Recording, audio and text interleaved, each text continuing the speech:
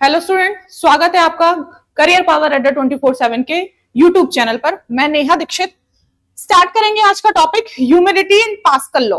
ठीक है, humidity and pascal law start करेंगे। फिजिक्स देखिए, कुछ क्वेश्चंस कुछ सेलेक्ट किए हैं, उनमें से कुछ क्वेश्चन से ही टॉपिक्स निकालते जाएंगे एंड उसको शॉर्ट आउट करते जाएंगे। तो पहला हमारा है, फर्स्ट क्वेश्चन है हमारा, हाइड्रोलिक ब्रेक से क्वेश्चन है, किस सिद्धांत पर काम करता है?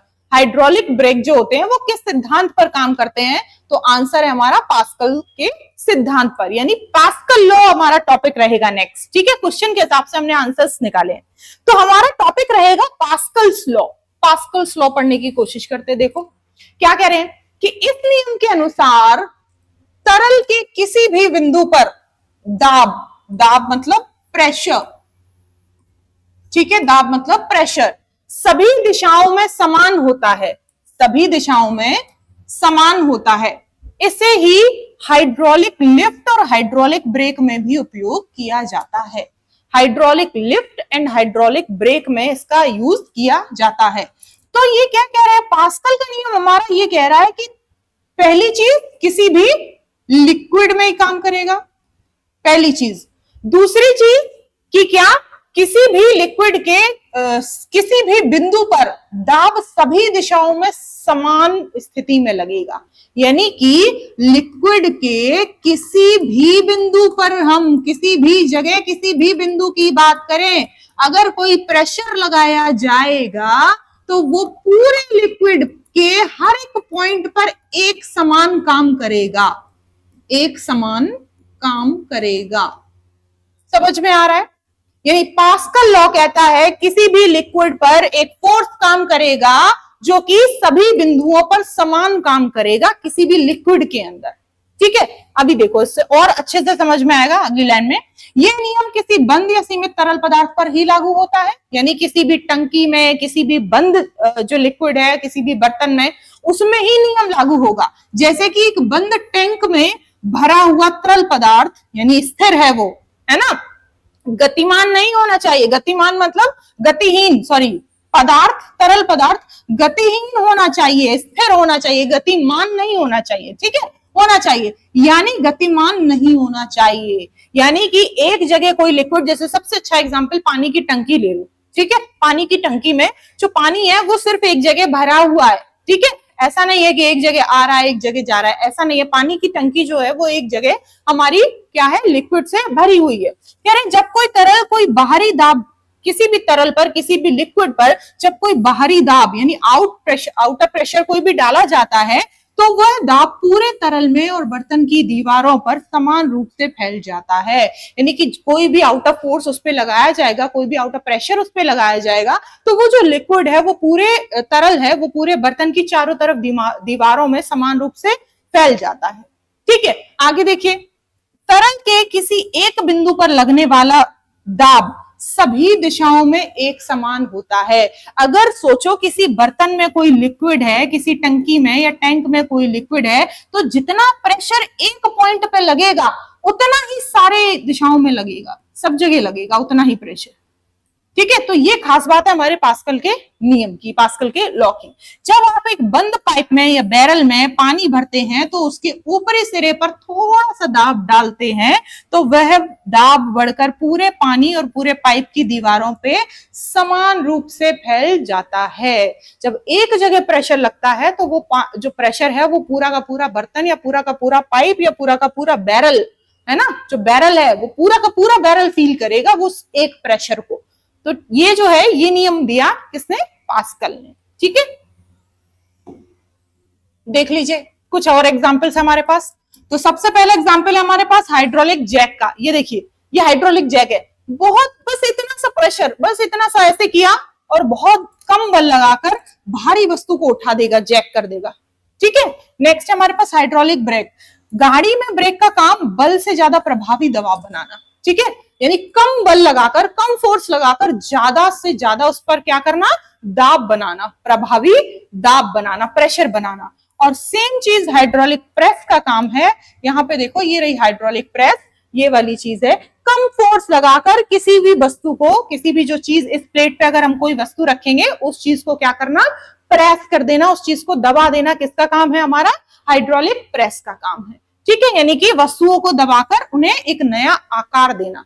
ठीक है, जैसे वस्तु ऐसी थी, चौड़ी सी थी, हमने उसको पतला कर दिया दबाकर, तो ये हाइड्रोलिक। बहुत कम प्रेशर के साथ अगर हम इसको करेंगे, लेकिन दाब ज्यादा लगेगा, कम फोर्स के साथ दाब ज्यादा। ठीक है, तो वस्तुओं को दबाने या आकार देने के लिए हमारा ये है। गाड़ियों के ब्रेक देख लो, ये वाले जो ब्रेक है, ये हाइड्रोलिक ब्रेक इस तरीके से काम करते हैं। ये पीछे वाले टायरों के और ये वाले, है ना, जरा सा यहाँ पे इंजन में जरा सा हम फोर्स करेंगे और वो बहुत अच्छा एक ग्रिप और प्रेशर के साथ रिस्पॉन्स करेंगे। आगे देखिए, अब देखो फिर से हम अपना क्वेश्चन वाली स्लाइड पे आते हैं। यहां देखिए, दूसरा क्वेश्चन हमारा कह रहा है कि उच्च तापमान को मापने वाला यंत्र, ठीक है, क्या है। हम याद कीजिए, हमने टेम्परेचर वाले चैप्टर में, टेम्परेचर वाले वीडियो में मैंने आपको बताया था कि जो पायरोमीटर होता है उससे हम लोग भट्टियों का टेम्परेचर, भट्टियों का तापमान मापने के लिए इसको यूज में करते हैं, पायरोमीटर। याद करिए, मैंने बताया था आपको, उच्च तापमान मतलब हाई टेम्परेचर। और भट्टी जो होती है हमारी, जो फैक्ट्रीज में भट्टी लगी होती है, उनके अंदर का टेम्परेचर, भट्टियों के अंदर का टेम्परेचर नापने के लिए हम लोग इसका यूज करते हैं, हम लोग पायरोमीटर का यूज करते हैं। Is a type of thermometer. मान लो कि जैसे बॉडी का टेम्परेचर, मुझे फीवर है, मेरे टेम्परेचर नापने के लिए हम थर्मामीटर का यूज करेंगे।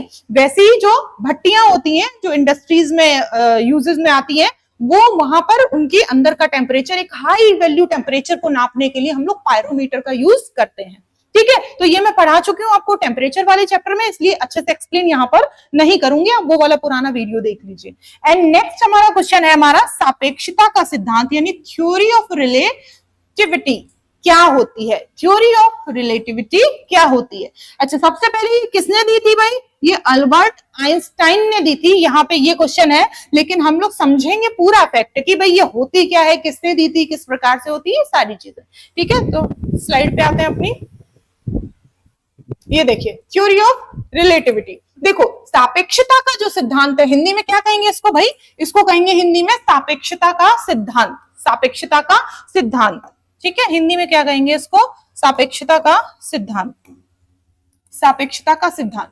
तो जर्मन भौतिक वैज्ञानिक थे हमारे अल्बर्ट आइंस्टाइन।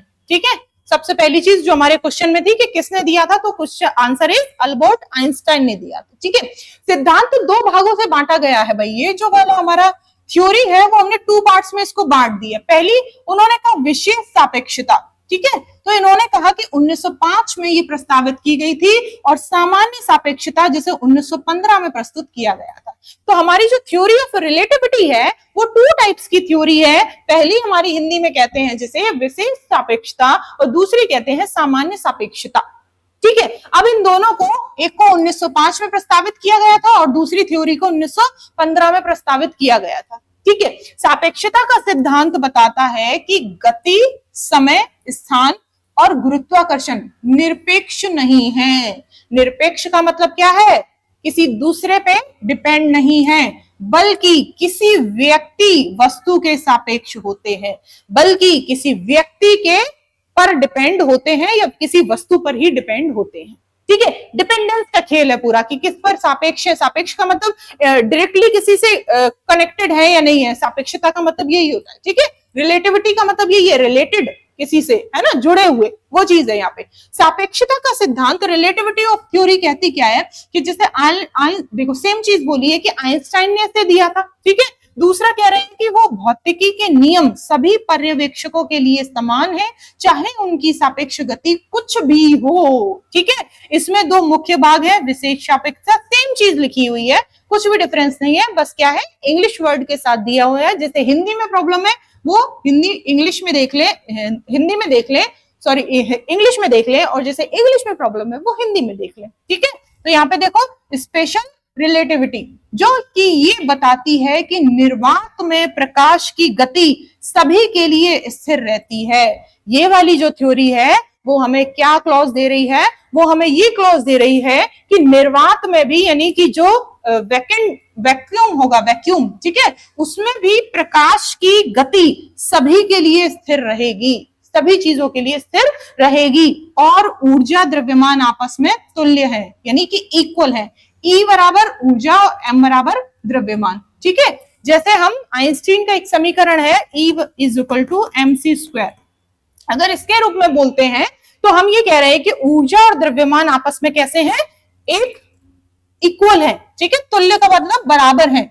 सामान्य सापेक्षता, अब देखो हमने दो सापेक्षता की बात की थी, पहली जो 1905 में दी गई थी विशेष सापेक्षता, और दूसरी सामान्य सापेक्षता जो 1915 में दी गई थी। तो उसके लिए उसका क्या इन्होंने बताया, उसके लिए इन्होंने बताया कि जनरल रिलेटिविटी जो है वो गुरुत्वाकर्षण को स्पेस टाइम में मुड़ने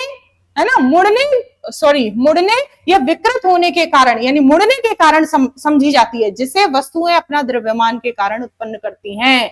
तो यहां पर द्रव्यमान से रिलेट करती है ये वाली थ्योरी। ठीक है, यहां पर इन्होंने बोला कि द्रव्यमान और जो ऊर्जा आपस में समतुल्य है, बराबर है, लेकिन यहां पे इन्होंने बोला कि जिसे वस्तु अपने द्रव्यमान के कारण उत्पन्न करती है।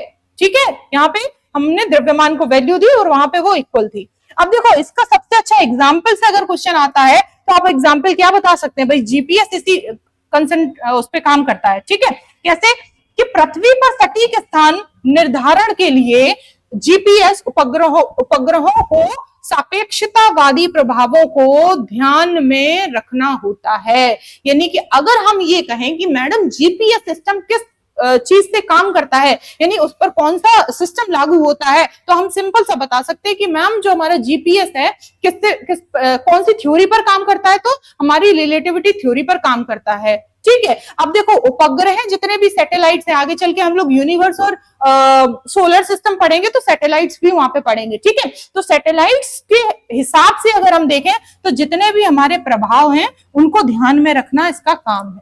ठीक है, यानी कि जितने भी उससे रिलेटेड कुछ भी चीजें हैं वो सारा का सारा जीपीएस हमारा सटीक स्थान के निर्धारण के लिए लागू होता है। जीपीएस क्यों बनाया गया, क्योंकि हमें सबका क्या करना था, स्थान का निर्धारण करना था कि सही स्थान कौन सी जगह है। ठीक है, तो यहां पर ये काम करता है। अब देखो हम अपने क्वेश्चन पे आ जाते हैं। नेक्स्ट क्वेश्चन हमारा क्या था, नेक्स्ट क्वेश्चन हमारा था यहाँ पर, ये देखिए प्रश्न है, विद्युत जनरेटर इलेक्ट्रिक जनरेटर किस वैज्ञानिक सिद्धांत पर काम करता है। उनका आंसर है विद्युत चुंबकीय प्रेरण। ये भी हम लोग प्रेरण वाला, इंडक्शन वाला हम लोग काम कर चुके हैं। इंडक्शन का हम लोग याद करिए, इससे पहले वाला ही जो हमारा लेक्चर है उसमें ही हमने ये चीज पढ़ी है। ठीक है, वहां देखिएगा। दूसरा क्वेश्चन है हमारा कि वर्षा की बूंदें गोलाकार क्यों होती हैं। उत्तर है पृष्ठ तनाव, सरफेस टेंशन। ठीक है, क्या उत्तर है, सरफेस टेंशन, पृष्ठ तनाव। इसको सॉल्व करते हैं भाई, पृष्ठ तनाव को देखते हैं।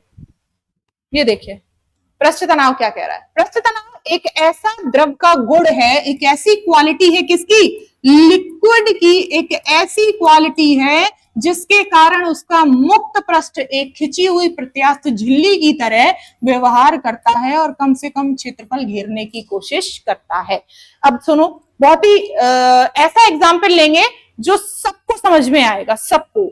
हमने क्या किया, हमने एक कटोरी में पानी भरा और 4-5 बूंदे हमने ऑयल की डाल दी कटोरी में पानी भर के, तो एक ऊपर पतली सी, एक हल्की सी, बहुत पतली सी एक मेम्ब्रेन टाइप की बन जाएगी। देखा है किसी ने, सबने देखा होगा, बहुत ही कॉमन सा एग्जाम्पल है। तो सेम चीज अगर हम देखें कि पानी की सुई, ठीक है, पानी की सतह पर सुई या कीड़े का तैरना, है ना।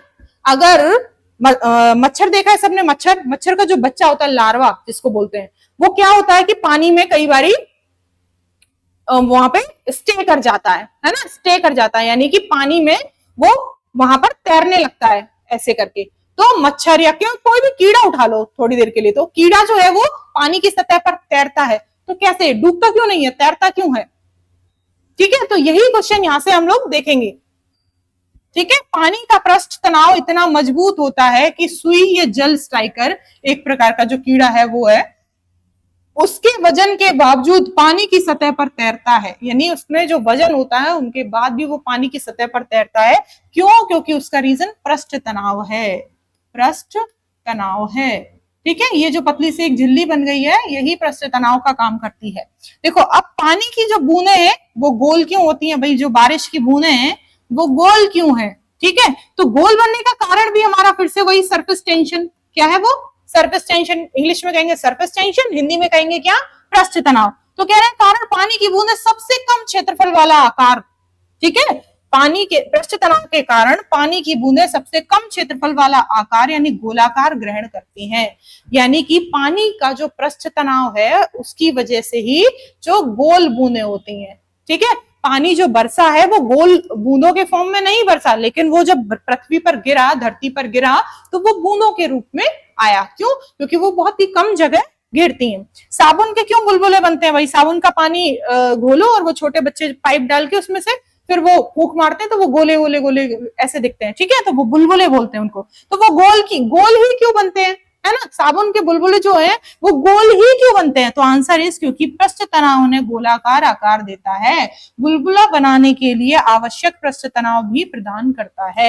यानी कि जब पानी में साबुन मिला दिया जाता है तो क्या होता है कि जो पानी का जो पृष्ठ तनाव है वो जो है वो बन जाता है और पृष्ठ तनाव की वजह से वो गोले बन जाते हैं साबुन के, ठीक है। पृष्ठ तनाव क्या है? देखो यहाँ पे मैंने सेम चीज लिखी है, जो मच्छर का लार्वा है वो यहाँ पे तैर रहा है, ठीक है, पानी की बूंदें जो है वो गोल हो रही हैं। तो इस तरीके से ये दो आंसर्स हो सकते हैं। और यहाँ पे वो वाला आंसर भी लिया है, अभी मैंने बताया था कि वो तेल वगैरह डाल के पानी का वो करते हैं, ठीक है। अब देखो कीटाणु नाशक और डिटर्जेंट का काम करता है भाई ये, ठीक है। दूसरा, डिटर्जेंट पानी के पृष्ठ तनाव को कम कर देते हैं। अभी मैंने बताया कि जो पृष्ठ तनाव है उसका लेवल कम हो जाता है, जिसकी वजह से बुलबुले बन जाते हैं, जिससे वे तेल और मैल को तोड़ने में, हटाने में सक्षम होते हैं। कीटाणु नाशक भी कम पृष्ठ तनाव वाले घोल होते हैं, जिससे वे सतहों पर आसानी से फैलकर कोशिकाओं को मार सकते हैं। अभी एक क्वेश्चन आता है कि भाई जैसे मलेरिया या कोई भी मच्छर वाला बहुत बड़ा वैसा जो मच्छर मतलब जिसमें बहुत ज्यादा पनपते हैं मच्छर, ऐसा कोई सीजन आ जाए तो उसमें मलेरिया के प्रिकॉशंस के लिए क्या करना चाहिए, है ना, या और कोई भी मच्छर से जो बीमारियां फैलती है उनके प्रिकॉशंस के लिए क्या करना चाहिए। तो जो मच्छर का लार्वा होता है वो किसी भी पानी में वो ना बैठे या पानी में मच्छर अपना लार्वा ना छोड़े, उसके लिए क्या करते हैं, किसी भी पानी वाली जो जगह है, जैसे कि कोई भी टंकी हुई या कोई भी ऐसा टैंक हुआ या कोई भी कुआ हुआ, कोई भी ऐसा आसपास जो चीजें हैं उनमें थोड़ा सा मिट्टी का तेल डाल देते हैं, ठीक है। अब मिट्टी का तेल डालने से क्या होगा, कोई भी ऑयल डालने से क्या होगा, जो सरफेस है हमारी पानी की उसका जो ये वाली जो जगह है उस पे क्या होगा, ये देखो, ये जो सतह है पृष्ठ तनाव जो कम कीटाणुनाशक मतलब एक तरह से उनका पृष्ठ तनाव कम हो जाएगा उस पानी का वहां पे, और जिससे क्या होगा वो सतहों पर आसानी से फैलकर कोशिकाओं को मार सकते हैं, ठीक है। यानी कि वो चीज सतह पर ही रह जाएगी, वो उसमें डूबेंगे नहीं। आगे देखिए, एक और क्वेश्चन था कि भाई जो पृष्ठ तनाव है वो कितने टाइप से हो सकता है। तो कितने टाइप से, एक तो पहला है कोहेसिव फोर्स, कितने टाइप से उनमें फोर्स काम करेगा, और दूसरा है आसंजक बल एडहेसिव फोर्स। तो हमने कोहेसिव फोर्स को पहले पढ़ना है। यह एक प्रकार का ऐसा फोर्स है जो अणुओं के बीच में लगने वाला आकर्षण बल है, ठीक है, अट्रैक्शन है, ये अट्रैक्शन फोर्स है, अट्रैक्टिव।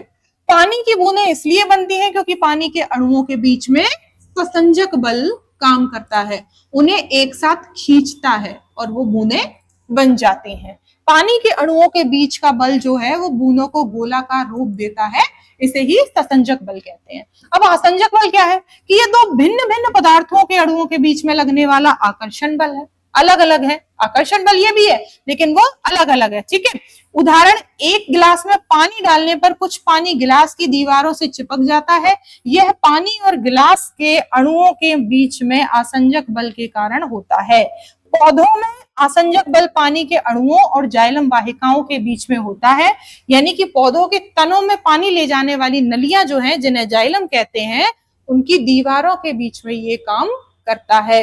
यानी कि दो अलग अलग ऐसी वस्तुएं हैं जो कि मिक्स नहीं हो सकती, तो वो क्या करेंगी कि एक गिलास में पानी डालो, जैसे ये गिलास है इसमें पानी लिया आपने, कुछ यहाँ तक भर लिया, ठीक है, तो वो कुछ पानी जो है वो गिलास की दीवारों से चिपक जाएगा यहाँ पे ऐसे, ठीक है। तो पानी और गिलास के अणुओं के मध्य में ये जो बल लग रहा है इसे क्या कहेंगे, इसे एडहेसिव फोर्स कहेंगे, है ना। जैसे मैंने कप में चाय दी तो कप में चाय चिपक गई, या पानी हमने गिलास में लिया तो पानी जो है वो कुछ थोड़ा सा उसके जो मॉलिक्यूल थे पानी के वो गिलास की सतह पे लग गए या गिलास की किनारे पे लग गए, किस चीज का यहाँ पे कौन सा बल काम कर रहा है, तो आंसर इज कौन सा बल काम कर रहा है, हमारा एडेसिव फोर्स काम कर रहा है। ठीक है, अगर हमने सेम वस्तुओं के बीच में पानी ही है यहाँ पे और पानी के बीच में ही एक बल काम कर रहा है, जिससे उसकी क्या होगी, जो वो चीज है बूंद की हमने बात की, तो वो गोल बनेगी। क्यों? क्योंकि उनके बीच में कौन सा बल काम कर रहा है,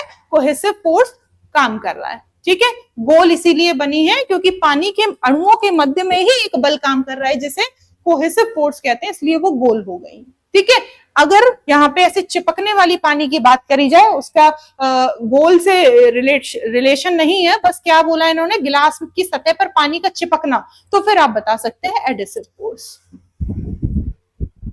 अब ह्यूमिडिटी क्या है? ह्यूमिडिटी से भी बहुत सारे क्वेश्चन बनते हैं बच्चा। कैसे बनते हैं? देखिए, ह्यूमिडिटी क्या है? आर्द्रता, है ना। प्रॉपर अगर प्रॉपर हिंदी वर्ड में चले जाए थोड़ा सा, तो हम इसे नमी कह सकते हैं। ठीक है, हल्की सी नमी। आर्द्रता क्या है भाई? देखिए, हवा में मौजूद अदृश्य जलवाष्प, जो हमें दिखेगी नहीं लेकिन है, नमी। जलवाष्प का मतलब भी नमी है, उसकी मात्रा को हम लोग क्या कहते हैं? हम लोग ह्यूमिडिटी कहते हैं। देखो, जलवाष्प के रूप में जो सांद्रता है, कंसंट्रेशन है, वो क्या होगी? हवा में पानी के गैस के रूप में जलवाष्प की सांद्रता और तापमान तथा दबाव से प्रभावित होती है आर्द्रता। हवा के तापमान और दापमान पर निर्भर करती है, यानी कि हवा जो चल रही है, एटमॉस्फेयर की जो है आर्द्रता जो है, हवा के टेम्परेचर और प्रेशर पर डिपेंड करती है कि हवा के अंदर कितना टेम्परेचर है और कितना प्रेशर है। ठीक है, इस चीज पर डिपेंड करती है ये चीज। अब देखो, हमें गर्मी में ज्यादा नमी क्यों महसूस होती है? हमें गर्मी में ज्यादा नमी क्यों महसूस होती है? तो देखो, जब हवा में बहुत अधिक नमी होती है, यानी उच्च ह्यूमिडिटी होती है, तो हवा की जल धारण करने की जो क्षमता है वो अधिक हो जाती है। खुद ही सोचो कि अगर हमें बहुत ही गर्मी महसूस हो रही है, फील हो रहा है कि बहुत चिपचिपी सी, एक होता है ना कि नमी की वजह से चिपचिपी सी गर्मी होती है, तो आप खुद ही सोचो कि जैसे गर्मियों में हमारे बॉडी में पसीना निकलता है। एक बार खुद ही एक जनरल सा एग्जाम्पल देती हूँ, जो आप अपने ऊपर ही सोच के देखिए कि अगर हवा चल रही है ना, अच्छी हवा है, ह्यूमिडिटी नहीं है एटमॉस्फेयर में, तो जो हमारी बॉडी से पसीना निकलेगा, वो जो एटमॉस्फेयर की जो हवा है वो उसे एब्जॉर्ब करने की शक्ति अपनी अंदर रखेगी। लेकिन सोचो, पहले से ही वायुमंडल में पहले से ही एटमॉस्फेयर में नमी है, ह्यूमिडिटी है, और फिर हमारे गर्मी लग रही है और हमारी बॉडी से जो पसीना निकल रहा है, क्या वो उतना एब्जॉर्प्शन क्षमता उसकी उतनी रहेगी? नहीं रहेगी। इस वजह से इस मौसम में, जब ह्यूमिडिटी वाला मौसम होता है, तो एकदम चिपचिपी गर्मी फील होती है। तो रीजन इज द अब देखो, हमें गर्मी में ज्यादा नमी क्यों महसूस होती है? उसका रीजन यही है कि हमारे शरीर से जब पसीना आसानी से वाष्पित नहीं हो पाता, वाष्पित का मतलब अब्सॉर्ब, ठीक है, यहाँ पे इवेपोराइज, इससे हमें ज्यादा गर्मी और चिपचिपाहट महसूस होती है। सेम चीज है। अब देखो, टेम्परेचर और ह्यूमिडिटी कैसे संबंधित है एक दूसरे से? टेम्परेचर और ह्यूमिडिटी का क्या रिलेशन है? तो देखो, ठंडी हवा कम जल वाष्प धारण कर सकती है, ठंडी हवा जो है वो कम जल वाष्प धारण कर सकती है, लेकिन गर्म हवा अधिक जल वाष्प धारण कर सकती है। इसीलिए यदि हवा में पानी की मात्रा समान है, तो ठंडी हवा में गर्म हवा की तुलना में उच्च सापेक्ष आर्द्रता होगी। देखो, यहाँ पर भी सेम चीज है, सापेक्ष आर्द्रता हमने अभी पढ़ा था, ह्यूमिडिटी 2 टाइप्स की, वही सेम चीज इन्होंने बोली है कि यहाँ पर क्या हो रहा है कि हवा में पानी की मात्रा अगर समान है तो ठीक है, लेकिन अगर हवा में ठंडी हवा में गर्म हवा की तुलना में उच्च सापेक्ष आर्द्रता होगी। ठीक है, यानी कि नमी जो है वो ज्यादा सोखने की एटमॉस्फेयर में क्षमता नहीं होगी। अब देखो, absolute humidity and relative humidity and space, ये सब हम लोग अभी पहले पढ़ चुके हैं। रिवीजन के लिए मैंने दूसरी स्लाइड्स पे इसलिए डाला है क्योंकि क्वेश्चन के साथ साथ इस चीज को समझना बहुत जरूरी है। ठीक है, देखो यहाँ पे अगर कभी आपको आमतौर पर मतलब अगर ये पूछा जाए कि किस यूनिट में ये काम करती है, तो हम कह सकते हैं ग्राम प्रति घन मीटर में इसको नापा जाता है। ठीक है, तापमान में बदलाव से प्रभावित नहीं होती। अगर हम एब्सोल्यूट ह्यूमिडिटी की बात करें तो इस पर टेम्परेचर का कोई प्रभाव नहीं पड़ता, रिलेटिव पर पड़ता है। भाई देखो, हमने अभी पहले भी बात की थी कि किसी दिए हुए तापमान पर हवा में मौजूद जल वाष्प की मात्रा उसी तापमान पर हवा में धारण की जा सकने वाली जल वाष्प की मात्रा है। ठीक है, उसी में, और इसे प्रतिशत RH में व्यक्त किया जाता है। जब हवा ठंडी होती है तो उसकी आर्द्रता अधिक होती है। जब हवा ठंडी है तो हमारी ह्यूमिडिटी जो है वो कैसी होगी, वो अधिक होगी, ज्यादा होगी, ठीक है। और जब हवा गर्म होगी तो फिर वो कम होगी, ठीक है, कम होगी। ऊपर की तरफ एरो लगा है तो ज्यादा, नीचे की तरफ लगा है तो कम, भले ही उसमें जल वाष्प की मात्रा समान हो, उससे कोई रिलेशन नहीं है, ठीक है। एंड स्पेसिफिक ह्यूमिडिटी क्या कहती है, जब हवा में कुल द्रव्यमान की तुलना में उसमें मौजूद जल वाष्प की मात्रा, द्रव्यमान, देखो यहाँ पर हम लोग क्या कर रहे हैं, यहाँ पे हम लोग फॉर्मूले से लाइन को बना रहे हैं। देखो इसे अक्सर ग्राम प्रति किलोग्राम में व्यक्त किया जाता है, पहला। और कह रहे हैं हवा में नमी के स्तर को समझने के लिए ये तीनों विभिन्न तरीके हैं, मौसम, मानव आराम, है ना, आराम के संदर्भ में महत्वपूर्ण भूमिका निभाते हैं। मौसम और मानव आराम का यहाँ पे क्या सेंस है भाई, मौसम का इसलिए है क्योंकि अभी हमने चिपचिपी गर्मी की बात की है, ह्यूमिडिटी नमी की बात की है, सेम चीज है। और यहाँ पे उन्होंने बोला है कि क्या, कि इन तीनों तरीके से विभिन्न, मतलब तीनों विभिन्न तरीके हैं किसके, मौसम और मानव शरीर के संदर्भ में जब हम बात करते हैं तो, ठीक है। क्यों, क्योंकि टेम्परेचर का ह्यूमन भी अफेक्ट होता है टेम्परेचर से, और ह्यूमिडिटी से भी हमारी जो ह्यूमन है वो टेम्परेचर से अफेक्ट होता है। अब देखो गर्मी है अगर, तो ह्यूमन के पसीने से कांटेक्ट है, ह्यूमन के लाइफ से ही तो कांटेक्ट है। और अगर सर्दी है या मौसम में नमी कम है तो भी ह्यूमन की लाइफ से ही कनेक्टेड है। अब चिपचिपी गर्मी फील कौन कर रहा है, ह्यूमन ही तो फील कर रहा है। तो चिपचिपी गर्मी जब ह्यूमन फील करेगा तभी तो इन्होंने बोला कि मानव आराम के संदर्भ में भी महत्वपूर्ण भूमिका ह्यूमिडिटी निभाता है, रोल प्ले करता है, ठीक है। आगे देखिए, इसी चैप्टर में हम लोग एक दो क्वेश्चन और कर लेते हैं लेंसेस से, है ना, यहां से क्वेश्चन आ जाते हैं। देखो जब हम लेंस पढ़ते हैं, लेंस को हिंदी में क्या कहते हैं भाई, लेंस ही कहते हैं, ठीक है, लेंस से ही क्वेश्चन आएगा। तो देखो परिभाषा क्या है कि लेंस एक पारदर्शी माध्यम होता है जिसकी कम से कम एक सतह वक्रीय होती है, यानी कर्व होती है, ठीक है, और प्रकाश को अपवर्तित करने का ये काम करते हैं, प्रकाश को अपवर्तित करने का ये काम करते हैं। कार्य क्या है, प्रकाश किरणों को एक बिंदु पर केंद्रित करके यानी अभिसारित करके उन्हें फैलाने यानी अपसारित करने का काम करते हैं। यानी कि अगर हमने बात की है ऐसे, तो एक बार तो ये किरणें जो है वो फैल जाएंगी, और दूसरा अगर फैली हुई किरणें आ रही हैं तो उनको क्या करेगा, ये ऐसे करके एक जगह, ठीक है, क्या करेगा, एक जगह, देखो यहाँ पे उन्हें फैलाने का काम करता है और उन्हें एक बिंदु पर केंद्रित करने का काम करता है, ठीक है। अब लेंसेस के प्रकार से क्वेश्चन आता है, कॉन्वेक्स लेंस से और कॉन्केव लेंस से। तो देखो हम हिंदी में मतलब एक तरह से ऐसे सिंबल बना के मैं समझा देती हूँ आप लोग को कैसे है, बहुत सिंपल सा क्वेश्चन बनता है। देखो ये जो है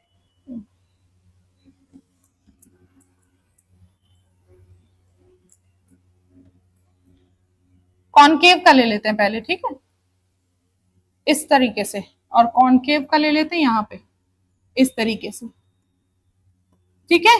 अब हाथ से देखो, ऐसे करेंगे, ऐसे हाथ से देखो, बीच में मोटा है और आसपास पतला है, ये देखो यहाँ पे, ठीक है, ऐसे।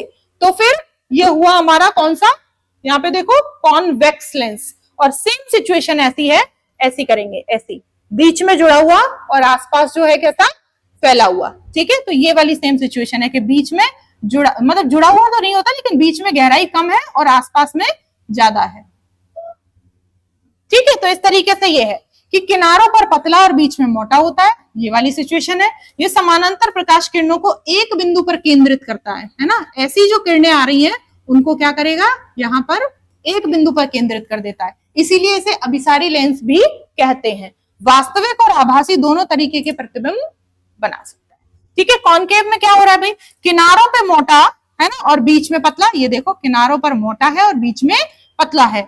ये समानांतर प्रकाश की किरणों को फैला देता है। देखो अभी हमने बात की थी, एक बिंदु पर आया तो इसने ऐसे कर दिया, फैला दिया, ठीक है। और यहाँ पे क्या हो रहा है, बहुत सारी किरणों को एक बिंदु पर इकट्ठा कर रहा है, यहाँ पे उल्टा हो रहा है, तो कह रहे अपसारित करता है, इसीलिए इसे अपसारी लेंस भी कहते हैं।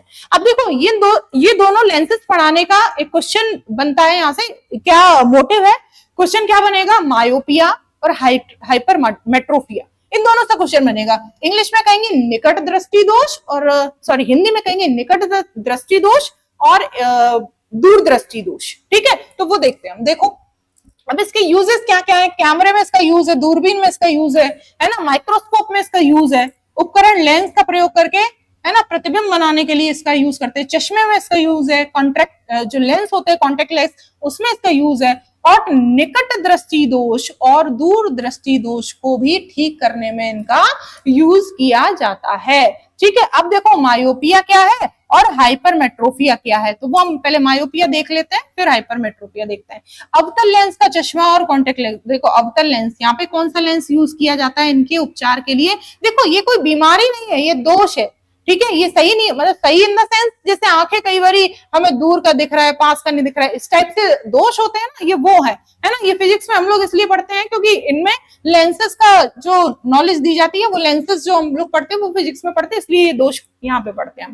ठीक है, अब देखो निकट दृष्टि दोष, नाम से कैसा लग रहा है कि निकट की दृष्टि का दोष है, यानी कि निकट का नहीं दिखता होगा बंदे को, है ना। पर होता क्या है, निकट का तो बिल्कुल साफ दिखता है, उल्टा है, निकट का तो बिल्कुल साफ दिख रहा है लेकिन दिख कहां का नहीं रहा है, दूर का, है ना, दूर का साफ नहीं दिख रहा है। तो यहाँ पे हम कह सकते हैं भाई कि देखो यह सबसे आम और आसान तरीका है जिसे डाइवर्जिंग लेंस प्रकाश किरणों से फैलाकर रेटिना पर केंद्रित किया जाता है। इसकी जो सर्जरी है उसकी बात कर रही है। इस प्रकार से लेजर का उपयोग करके कॉर्निया की परत को काटकर उसका आकार बदला जा सकता है ताकि प्रकाश किरणें सीधी रेटिना पर केंद्रित हो। इसको लेजर सर्जरी से भी ठीक किया जा सकता है, लेकिन हमारा मोटिव क्या है पढ़ने का कि कौन सा लेंस, पहला क्वेश्चन ये, और दूसरा क्वेश्चन इसमें ये क्या होता है इसमें, तो आप बता सकते हैं निकट का सही दिखता है और दूर का सही नहीं दिखता है। ठीक है, नेक्स्ट कहेंगे दूरदृष्टि दोष, हाइपरमेट्रोपिया। हाइपरमेट्रोपिया क्या है भाई, देखो फिर से उत्तल जो लेंस है वो इसमें यूज किया जाएगा, और दूसरा क्या है कि किरणों को एकत्रित करके रेटिना पर केंद्रित कर देता है जिससे वस्तु जो है स्पष्ट दिखाई देने लगती है। अब फिर से वही चीज मैं दोहराऊंगी यहाँ पे कि कौन से लेंस का इस्तेमाल करना चाहिए, तो आंसर इज उत्तल लेंस का इस्तेमाल करना चाहिए। दूसरा कि कौन सा क्या होता है इसमें, तो भाई देखो दूर दृष्टि दोष है तो दूर का नहीं दिखना चाहिए क्योंकि दूर का दृष्टि दोष है, लेकिन होता उल्टा है, दूर का तो बिल्कुल साफ दिख रहा है लेकिन निकट का साफ नहीं दिखता। ठीक है, उल्टा हो रहा है और कुछ नहीं है। लेजर सर्जरी क्या क्या इसका इलाज है कि दूर दृष्टि दोष को भी लेजर सर्जरी के द्वारा ठीक किया जा सकता है ना, जिसमें कॉर्निया का आकार बदला जा सकता है। तो हमारे पास दोनों के ही इलाज है, दोनों ही हो सकते हैं, और सर्जरी के अलावा हम लोग लेंसेज का इस्तेमाल कर सकते हैं। कौन कौन से लेंस, तो हमने हाइपरमेट्रोपिया में देखा कि हम उत्तल लेंस का इस्तेमाल कर रहे हैं। उत्तल लेंस मतलब ये कॉन्वेक्स, ठीक है, कॉन्वेक्स। और निकट दृष्टि दोष में मायोपिया में हम लोग अवतल लेंस का इस्तेमाल कर रहे हैं। अवतल की इंग्लिश होती है कॉनकेव लेंस, कॉनकेव लेंस। तो लेंसेज से क्वेश्चन आ जाता है भाई, है ना। चलिए, तो ये हमारा यहाँ पे खत्म होता है लेक्चर। इसके बाद का जस्ट लेक्चर हम लोग नेक्स्ट लेकर आएंगे। Thank you.